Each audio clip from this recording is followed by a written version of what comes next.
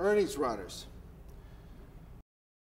Stocks trend to run up into their earnings report each quarter, right? We've seen it time and again. We typically look for high beta names to play, though oftentimes we play Microsoft, Intel, Oracle, and the like, as they usually are very solid, and with options you can make 100+% at times, sometimes much more. So I love earnings runners. Some of you know we didn't really call that many, or we called some, but I didn't do the class this quarter because I just didn't see the edge. But you know, we still pick our spot. Typically you would do it sooner, but because of the market environment, I wouldn't play that sooner, which is good because it would have lost, right? But because we waited now, I feel like we have a decent shot. We have the best chance, I feel, of it succeeding, if it's going to succeed. It's not going to succeed, it's not going to succeed, then we'll lose. But, you know, we have, I think, the best possible scenario in that the stock is sold off with the market, which we talked about, and now we have a situation where we have a good risk reward, okay? And again, it goes back to that, you know, my philosophy was, which is all you can do in anything in life is put yourself in the best position to succeed. You know, the rest of it is up to whatever you want to believe in or whatever your philosophy is. But, you know, all we're responsible for is putting ourselves in the best possible situation so that we have the best opportunity to succeed. So the play is buy a stock or call option on a stock roughly 10 to 14 days before they report earnings. Again, the reason why I didn't do it this quarter, because I'm not comfortable in this market holding something for 14 days, so I certainly could not recommend that you do that, right? Or suggest that you do that. That would be really not very ethical of me to do. So, you know, but we can hold it for a day or two. I'm cool with that, you know, but not for 10 to 14 days in this environment. Maybe next quarter, probably next quarter, but not this quarter, okay? With this one, timing truly is everything.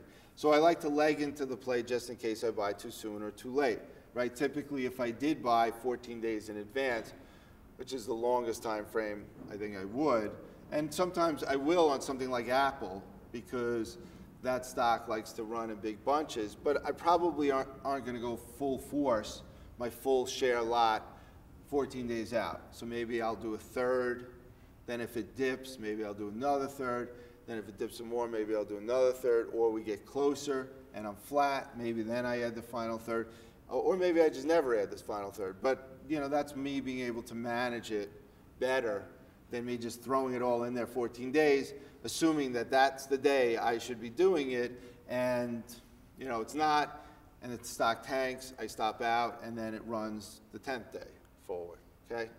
The good thing about playing options in this situation is it takes some of that thought process out, right? Because I can afford then, if I don't go crazy on the options, I can afford to withstand a little drawdown or medium-sized drawdown if I use proper money management, right?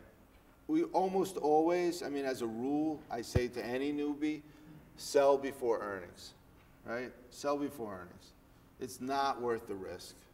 Yes, sometimes you'll look at your screen and go, oh my, if only I would have held Apple. It's gap up $20. Oh my, I would have been filthy rich.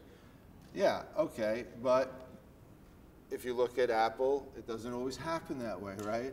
If you look at Google, it doesn't always happen that way, right? Apple could just as easily go down $20 as up $20. So I don't have an edge there. The play is that. Hopefully it's profitable. Usually it is. And I'm done.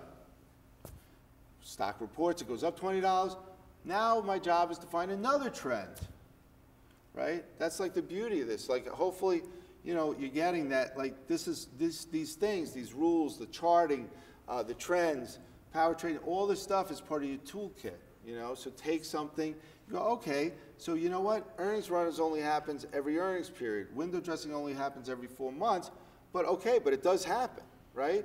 So when it does, then now you have something that you can track and make sure it works for you figure it out for yourself. Obviously, everything has to work for you. What works for me doesn't necessarily work for you, okay, and your risk tolerance. But, you know, by doing that, now you have a whole slew of little bag of tricks, right? You have this whole toolkit, and now you can kind of pick one out depending on what it is. Okay, so tomorrow, maybe we gap down. Whoop, there's my tool, right? Tomorrow, maybe we, you know, stocks are strong and we don't want to fade it, but they break the 10 a.m. highs and we think we're going higher. Whoops, there's my 10 a.m. rule, right? So that's, for me, that's what I hope to inspire in everybody, is that, you know, you have a toolkit. If you stick to the rules, I mean, I've talked to enough people here to know that almost all of you feel that way, that, you know what, I just got to stick to the rules. I just got to stick to the rules. So don't put yourself in a position where now you're not selling before earnings, you're holding on, and then next thing you know, all the profits you had for the last 2 months are now gone because the impossible happened and Apple gaps down $20, right? Now you're done. And then your whole rest of your week, I guarantee, is messed up. And I've also been on the other side of it where, yeah, wow, that's great. I made all this quote-unquote free money. But, you know, that's one of those things. Like, if you follow the rules, I feel like you'll be consistent. You should be consistent, okay? Most of you, I feel, have the potential to make money consistently. Okay, I've talked to enough of you. Tomorrow I'll talk to even more. But, you know, I've talked to enough of you. You're all smart people. There's nobody in here who's kind of like, you know, completely daft, right? So, you know, you all have the capability. You know, it's just a matter of following the discipline. You know, a couple people said to me they have little stickers they put on their computer to remind them. Great idea. Great idea. I'm a firm believer having quotes all over your house, you know? Why not? You go into the bathroom, there's a quote. You go to the kitchen, there's another quote. You go into your bedroom, and me, I have no quotes there.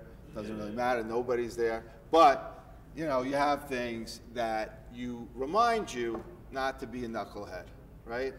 Because it's easy to be a knucklehead when you're sitting there on your computer. Nobody sees but you, right? Nobody can tell that I'm a complete knucklehead today. And I pressed too many buttons, and I held over earnings, and I did this. Nobody can see. Yeah, except your accountant at the end of the year when you have a nice big fat write-off. You know, it's all about an edge, right? Any trend, any power trade, it's all about an edge. You need an edge. If you don't have an edge, you shouldn't be making a trade, right? Because then you're the monkey throwing the dart, right? And part of your edge is learning money management, the discipline piece. That's part of your edge. But then then at that point, once you have all that and your head is on right and all that, then it is about stock picking, right? Then it is you trying to get as high a percent as possible. And that's what some of these trends, you know, in my experience, in my history, that's what these are. These are ideas that, at least right now, have performed over the years, for me, better than average, right? Better than 50%. Some of them 75 or 80%. To me, I mean, the January effect is like, you know, it's been very good to us. January effect been very, very good to us, right? So yeah, so, you know, and most of these trends have been really good to us over the years.